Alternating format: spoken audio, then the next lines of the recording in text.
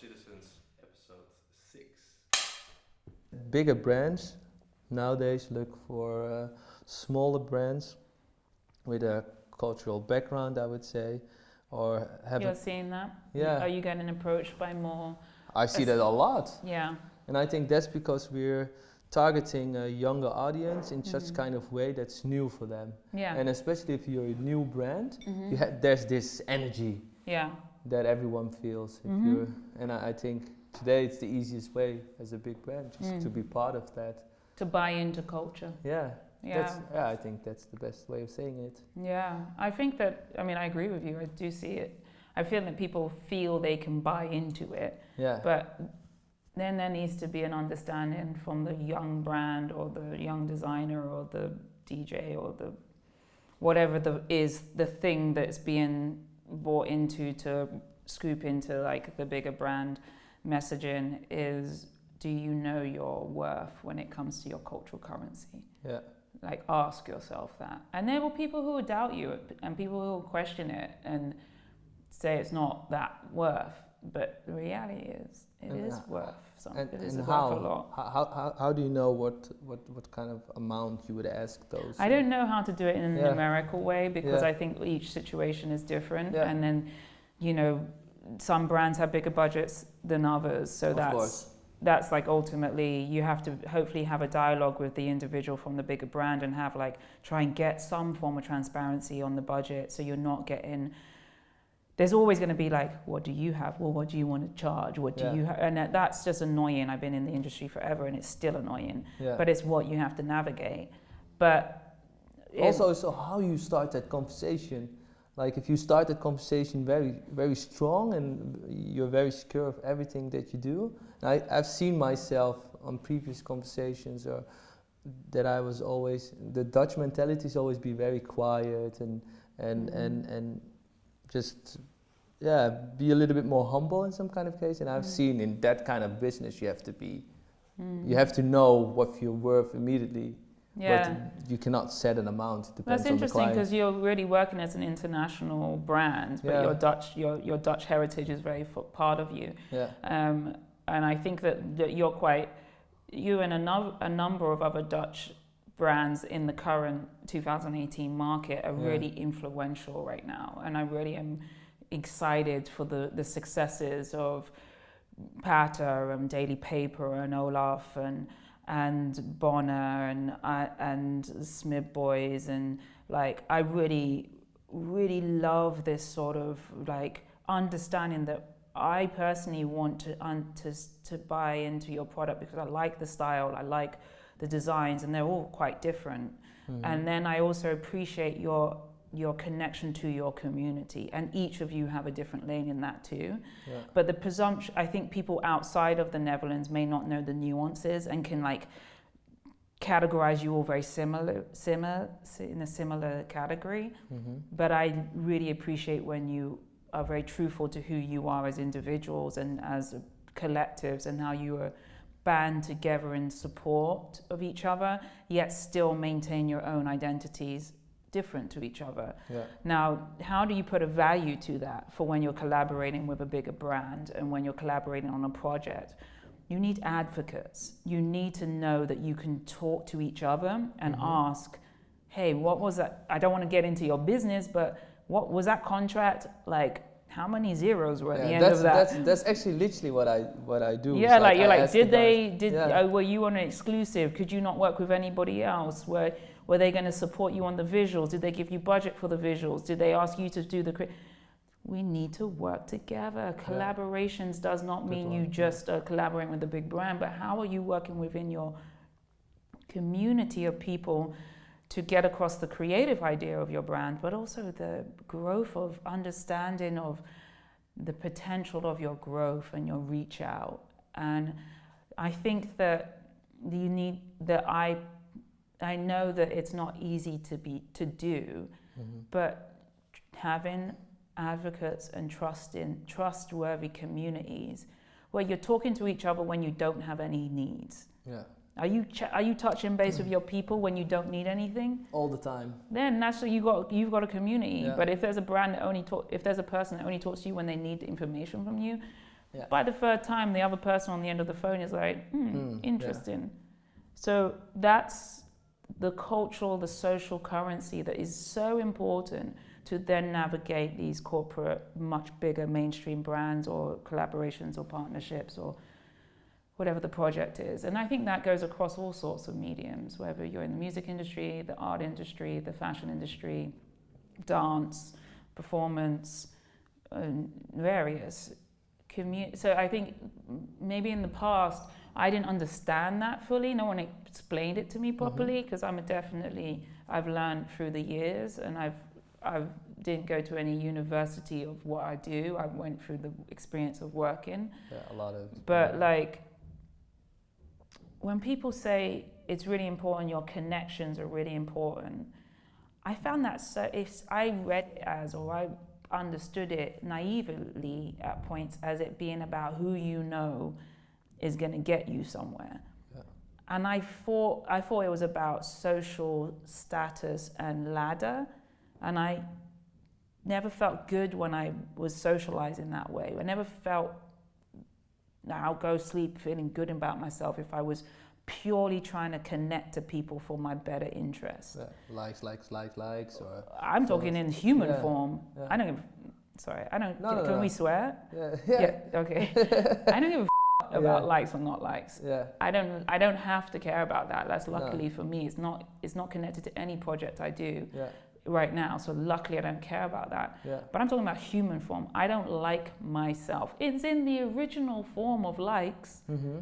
I don't like myself if I'm only interacting with people to make them a pawn in my, oh, they're going to help me later on, or that's a good connect. Now, we do need to navigate connections, but for me, I didn't go to bed feeling like I could sleep consciously. I didn't know what was keeping me awake, but I'm a better human if I'm connecting to humans, no matter what their job title is, no matter what they can open or not open. Yeah. If I sit next to someone and my connection with them fuels me, and I hope to fuel them, I feel better at the end of the day. Yeah. So my work's like that, and I didn't understand when people say you're like, there's a saying like, who you know is important, that you keep relationships. I thought it meant purely for like this status thing. And now I have a different understanding of it, and I prefer, for the moment, I could change my mind in a couple of But I minutes. can definitely also... Oh, yes.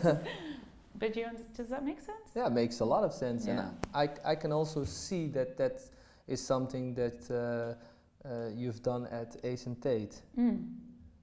There's the stories that I see there. It's, for me, a very great approach of whatever they were doing before. There's so more human. There's like stories of someone who's maybe a big star, not even just a normal person, who wears the sunglasses, who wears it in a kind of way that it's so personal. So adding that personal level, I immediately knew that's something that you've added to the brand. Oh, thanks for saying that. Yeah. That's really nice to hear. There's a lot of people that work in that brand that put a lot of thought and hard work into creating the work that is being released right now. And I think that they will really, really feel good to hear you say that, because they, the brand vision is an interesting... I've never worked with an eyewear brand before now, specifically eyewear brand. Like I've worked with brands that had like a licensee with their eyewear, but I never focused only, and obviously as an editor I do like eyewear stuff, but I never worked directly with just like a product that really offers like three things: sunnies, opticals, and contact lenses. Yeah. That's like three things. I'm used to brands where it's like, okay, then now we're going to do socks, and now we're going to do pants, and the pants have got corduroys and twills, and then we're going to do shirts and jackets and hat. So you tell stories in every single range. But then I was like, we got to narrow into, and everyone that was already working there knows that. But I kind of had to change gear to really go, well, what is a product? How do I tell stories something, we're only selling 3 things. I mean, there's versions of each of those things, but... But I saw it also from a more global citizen kind of view. That's what you've changed, in my opinion. Well, that's natural. Yeah. That's something that is like a...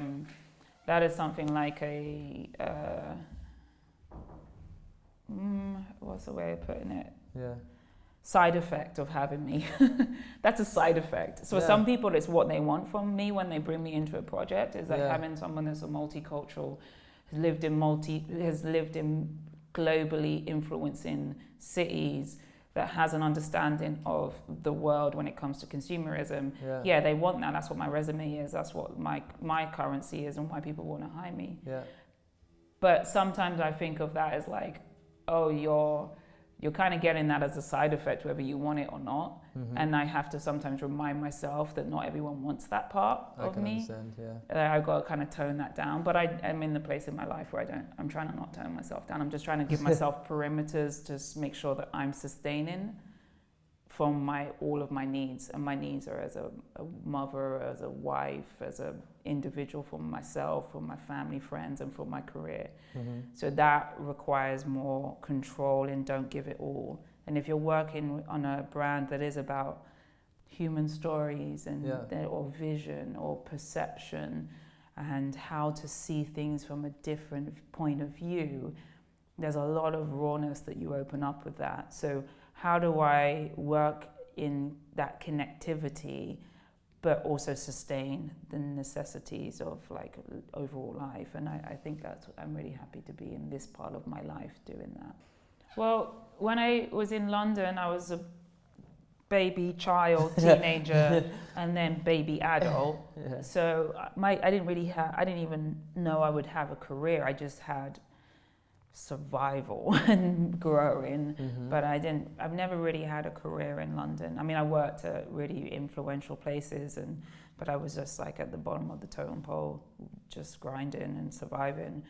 But I'm really happy and proud of, like, I had retail experience. I really worked from the shop floor to where I am now, and I'm really proud. Sometimes I'm like, when you have to redo your resume for whatever reasons, I want to put my retail experience back in the 90s. That's also how it started. And I'm like super proud of that retail experience. Actually, just was in London a few days ago, and I was able to take a few minutes on my own, and I walked through Soho and Covent Garden late night on my own, and went to like some of the digs I used to work in, and I felt really like, hey.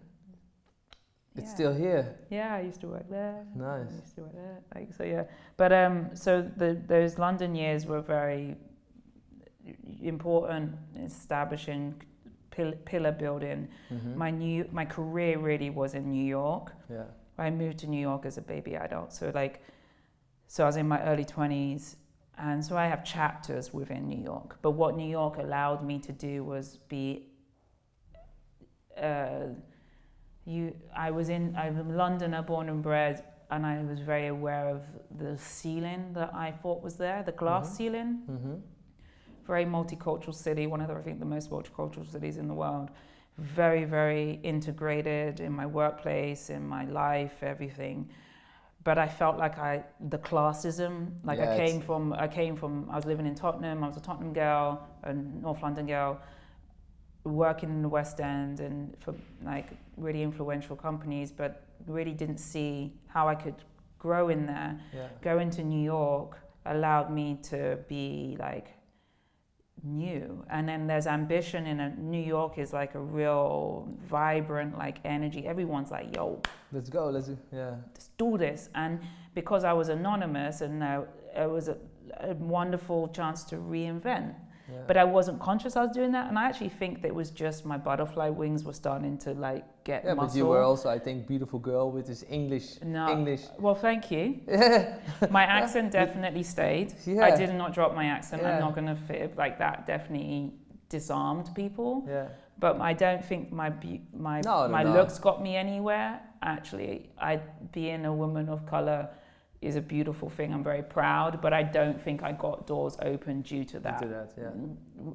wrong era, not the era of that. Yeah. But I shaved my hair. I used to have like straight hair. Yeah. And when I was in London and I wanted to be a Leah, didn't we all?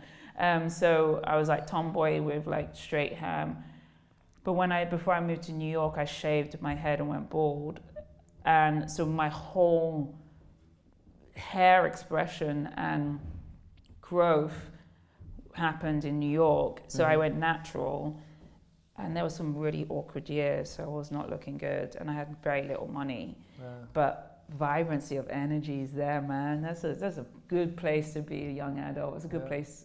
I love New York. Yeah, I've seen it with Daniel, that you've also met here. It's like my business partner, and then I visited for the first time, I say 7-8 years ago, and they would work like some of his friends were working at Spotify or different advertising agencies. They would work from 6-7 o'clock in the morning, every side job that they had.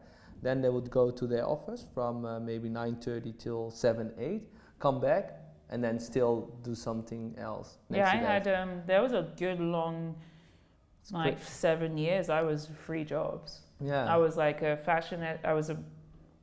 I can't remember my title, like the Fader magazine. Yeah. I was running a studio for Mark Ohm, who's a really amazing Danish portrait photographer, but his studio was in Tribeca. And I was running, back then, MK, which was a German street, like you would love. It's like I hadn't seen this fabric. I hadn't seen the ripstop fabric since MK days. Oh, nice. Marcus Classic, that's my man.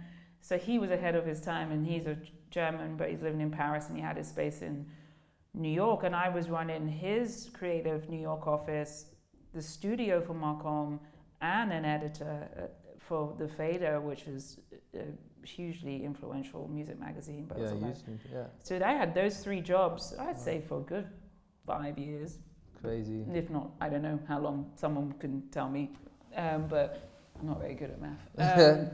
And that's like, I was buzzing off that. And that was a really influential time. That's like 2000, 2001, 2003. So it's going through 9/11. That's going through the blackout. That's going through like .com's first crash, internet first wave, where everyone was like doing crazy parties and had so much money. And then the next year everyone was broke because that wasn't real money.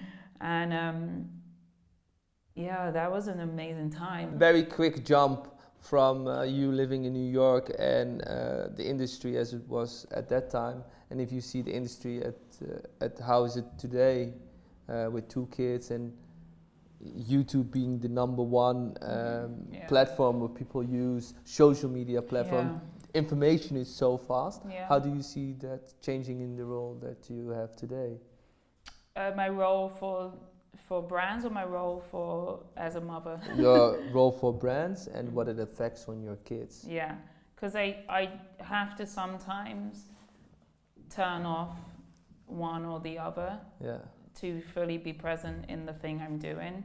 But they're obviously all intertwined in who and how my mind works. I'm like, beam, boom, beam, boom, beam. But same here. Yeah. But we are in I'm really happy to be in the internet age. Like, I'm happy that I have a foot before and I'm in and I'm learning. I'm constantly evolving and learning about the medium and the ever-changing medium. Mm-hmm.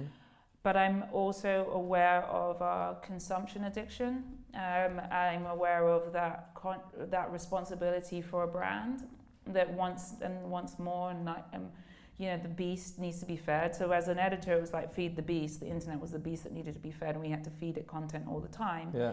And then as a brand, it's like the brand's like, get me more people. So let's feed what the people want, and then we'll get more. So I try to be conscious of what that means and what is valid content, or what is valid connection and communication, and what is responsible communication. So not overload on just crap or constant news and sales stuff, or not overload on the one thing that works because it worked. Yeah. Let's still give diversity of content. As a mother, I'm raising kids who are in their internet age whatever we label them as, Generation Next, right? Yeah. That's what I call my kids are in the Generation Next. I don't know if that's an official term, but as a parent and as a responsible parent, most of the time, I am very aware of their digital consumption. I am aware of my husband and mine, digital consumption around them too, because we're their biggest influence. So the phones have to come off at times, but my husband works globally, so he's on communicating with all the world at different times of day. So we have to identify that when we're working on projects that we're communicating with someone around the world to the time zone, so they know that we're not passively addicted to something, because we talk about addiction to like how it feels when you zone out and you're passively watching. It makes you feel good and a little bit numb and a little bit zoned out. Well, that's a thing. So be aware that thing you can't have too much of it because it'll make you unhealthy. Yeah. So we intellectualize and we have a vocabulary. We're very, very aware of it. And yes, I'm constantly rethinking. I'm educating myself, and sometimes I'm just like shut off. Like I wasn't on the gram for 4 months of this year. Didn't consume one grand image. Didn't have the app on my phone. Didn't have anything to do. Anyone that was talking, if there was WhatsApp groups that were referring to gram stuff, I didn't even ask. Wow. Because if it pulled me into it, I didn't need to. So I had to detox for the gram because it wasn't healthy for where I was at the time. Yeah. Now I'm observing, I'm editing my gram. This is my own personal story. So my kids don't have social media, but they do. YouTube is huge. So it is a very huge. It's crazy. YouTube's huge. You're doing this for YouTube, right? So this is a YouTube thing. I think your previous guest mentioned like NBA was doing the opening of NBA on YouTube. Like it's a huge, but YouTube needs more responsibility. Yeah. Like especially in the YouTube kids, they have YouTube kids saying, "Oh, this is a non-commercial base," but I'm just like, you are not irresponsible. I'm YouTube. Call me. We need to talk. Like, yo, for real. Like YouTube is definitely. All of them have a responsibility because they've got the smartest people coming out of the smartest universities. Yeah. They have access to the smartest minds and they know what they're doing. Yeah. You need to start checking it. Your kids' YouTube is not good.